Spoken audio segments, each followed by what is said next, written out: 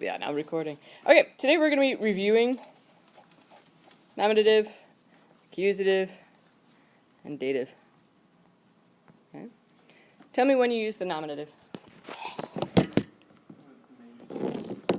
Richtig.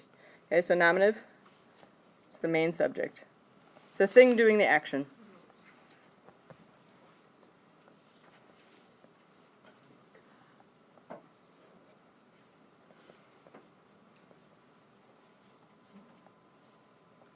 Okay. It's the thing you conjugate your verb for.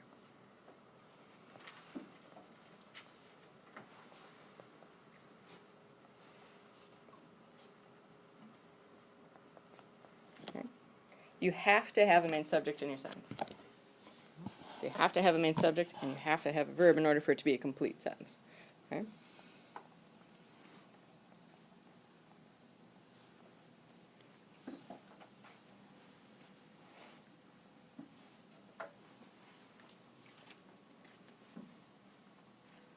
Okay. Can I move on? Accusative. Tell me about accusative. Good. It's receiving the action. What do we call that? Direct object. Richtig. I can spell.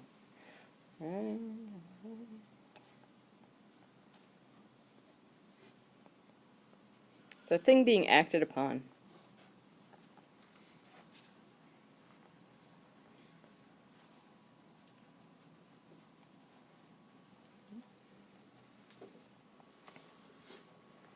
What's another way that you could make something accusative?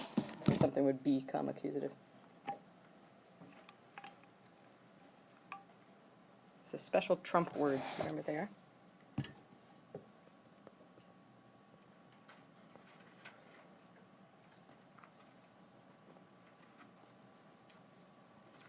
So quiet today. They're never this quiet, just so you know. Could also follow an accusative preposition, remember? We've talked about that just a little bit, not much. Okay. So that accusative preposition trumps whatever else happened in the sentence. Yep. Say again? Or. Or follows an accusative preposition. Here. Or. Is that better? Yeah. Did it. Okay. A dative a little bit with. Can you tell me anything about dative?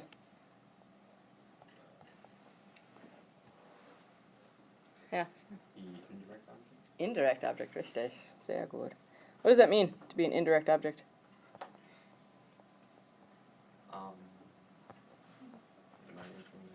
Anybody? If you know, then go for it. It's like the thing that you're doing the action for. Mm-hmm.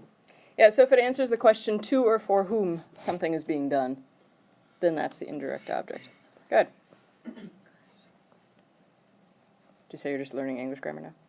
Mm-hmm. Yeah, that's how I learned English grammar too. So, wait. So dative is like the reason we're doing an action? You could think about it like that. I said, for example, I'm buying my mom flowers. What's your main subject? I. Yep. What am I doing? Buying. What am I buying? Flowers. What case is flowers? Accusative. Accusative. Who am I buying those flowers for? Mom. So I didn't use a preposition in there. So she is automatically then the indirect object. So she's receiving the benefit of getting the flowers. Yeah? Okay. Dative also has prepositions as well.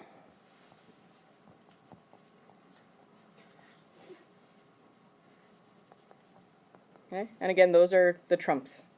The rest of the sentence doesn't matter. If you have a preposition, you follow what the preposition tells you to do. Okay. Do we need to write down the charts?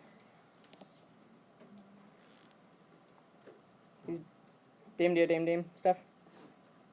You got it? Okay. Good. Shall we do some practice then? Okay. All right.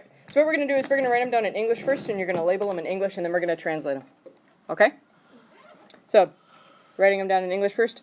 Let's go with, I am giving,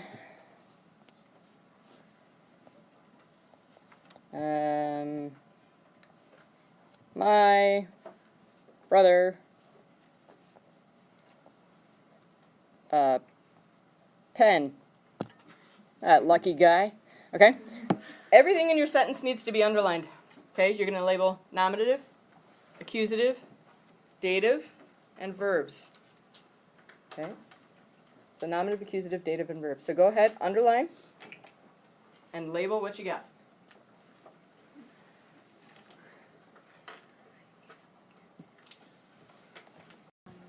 What did you underline for your main subject? Aye.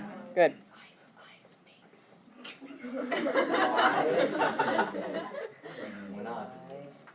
Okay. What's your verb? Am giving, the full thing. Am is part of your verb. Yeah? Yeah, because it's part of the state of being, right? It's a supporting verb. It is a supporting verb. Yep. I don't, if you ask me English, I no idea. But remember, in German, the am giving is one word. Oh, yeah. Ah. Because it's present progressive and that does not exist in German. Gesundheit. Okay. If you have questions about English grammar, yeah, I'm on as your man. Don't ask me. I got nothing. Okay, what's your direct object? The pen. A pen. Yeah? So you label that as accusative. And then what is my brother? Dative. That is the indirect object. Okay? How we doing? Okay? Alright, now take a few minutes, go through, and now that you know which cases they are, translate it. Okay, what's your first word going to be? Did everybody get that one? Good. Okay, next word. Gave. Next word. Okay, so we've got the base word is mine. You've told me it's dative. Is brother masculine, feminine, neuter, or plural? Masculine. Use your chart. Follows the ein word endings. Meinem. Okay.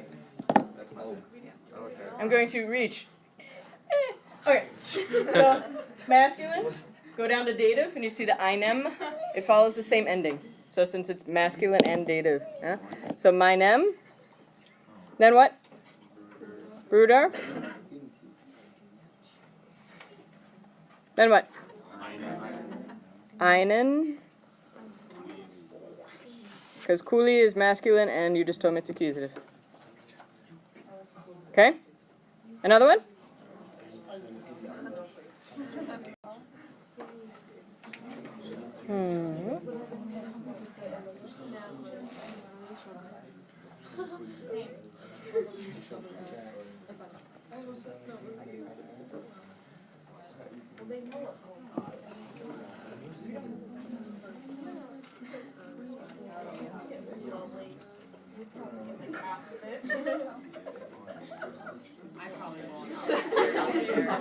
She's buying her. Why not? Thank you. I know you know how to spell that one. Okay. And here we go. Main subject. What you got? She. Okay, nominative. Verb. Good. Direct object. Oh. I heard someone say her sister. Don't buy your sister. Indirect object. There we go. Things are far less awkward that way. Okay, translate. Okay. What's my first word? Z. Next. Next. Ihrer. Good. Next. Schwester. Then. Einen. Puli is masculine, and you told me it's accusative. And then, of course, Puli. My nickname is Frau Puli, by the way, Germans. So, okay. Let's let's take this same one. Cross off ihre Schwester and put her instead. See if you can figure out how to do that. You have what you need as far as charts in the room. You're going to get rid of ihre Schwester and put her instead.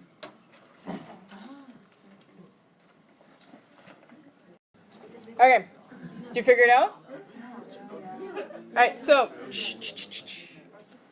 ihre Schwester, so we're getting rid of that. Is she feminine, masculine, neuter, plural? What is she? Feminine, okay. So she's some form of Z, right? What case is she in? Dative. Dunk, dunk. This is your word. That's it. Okay? So you would replace that with ihr. Okay. Going back to the other one.